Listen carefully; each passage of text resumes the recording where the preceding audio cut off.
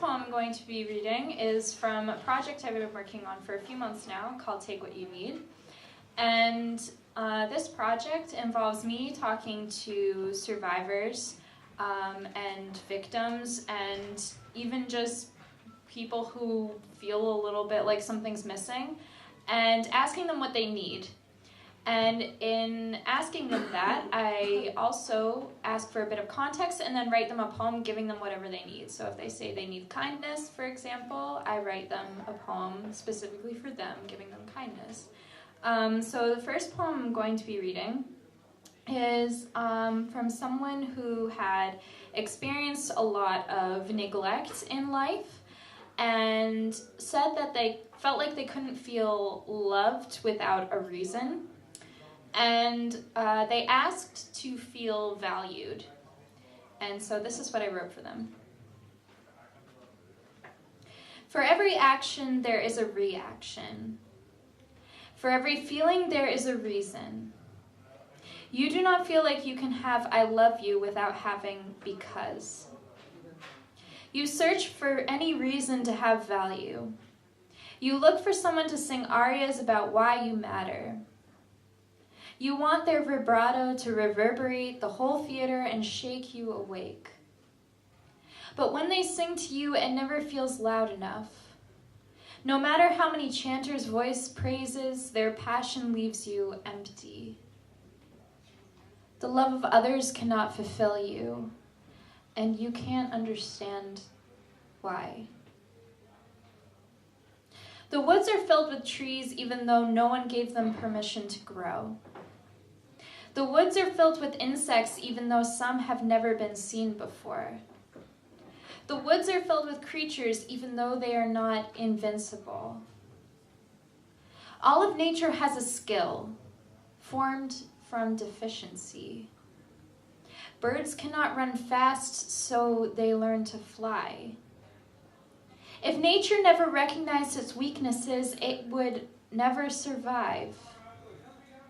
If you never look at what you have as weaknesses, you cannot survive.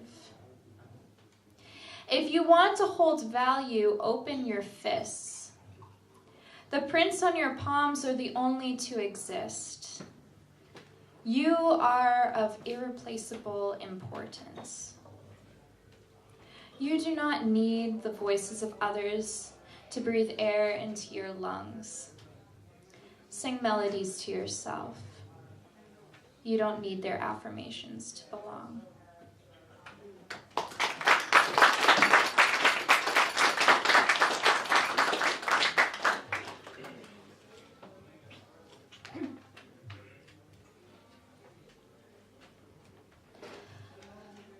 I wish I was as strong as paper.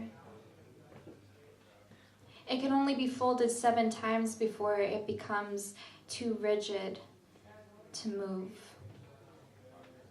If only I could have been this way around you, where on your 8th attempt to force me to bend, I would have become indestructible. But I was not as strong as paper. Instead, you pressed me 1,000 times over, and with such unspeakable pressure that I became a fossil of my former self. I thought normal was running down the stairs and stumbling into my room and wedging myself between me and you, putting my back to the door and my feet against the bed frame, and you throwing yourself against the door and screaming my name and causing my knees to buckle as you shoved, but not being able to get through. I thought that was normal. I made you hide behind a car once because my friends were walking by.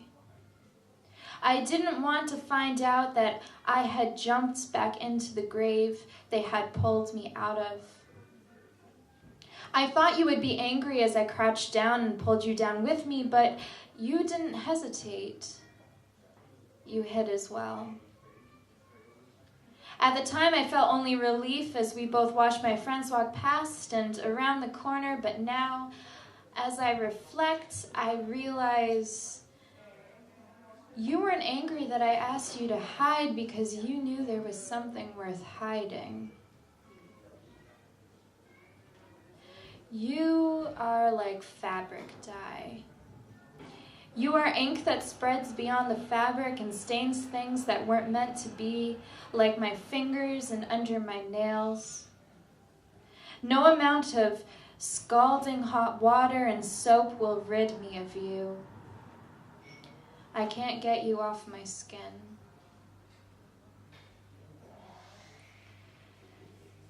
The worst part of all of this is my friends are still your friends. We were going through the ritual. You had removed my shirt and massaged my shoulders and my back. And then my jeans were gone. Left leg, right leg. You moved down to my feet and then back up again. I knew what was next. I lay face down, waiting to be rolled over. But I heard you get up and leave the room. I heard the door to the bathroom open and close. I looked over my shoulder. The door was open. I don't know what made this time different. I don't know where the motivation came from or the strength to move, but for some reason this time I had it. Before I had fully registered my thoughts, I was pulling my clothes back on. I was gathering pieces of myself off the floor and stuffing them into my bag. I had to be fast. You were going to be back at any minute now. Never mind my hand-painted mug or my plant or the food I'd left in your fridge. I shoved my feet into my sneakers, bending the heels down so they slid on like sandals, and you were there in the doorway. Where are you going? I said nothing. I laid back down. I laid back down quietly onto your bed, and it was burning. A sacrificial pyre on which I was to be incinerated. My skin was blackened with your charcoal fingerprints. I tried to speak but coughed up only ash. As I lay writhing, reeking of death and burnt hair, you watched and stoked the flames. I was your ultimate offering to a God who wasn't there.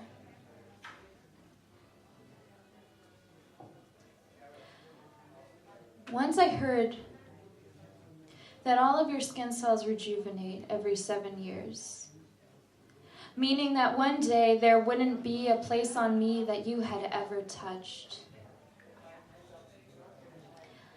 I felt so free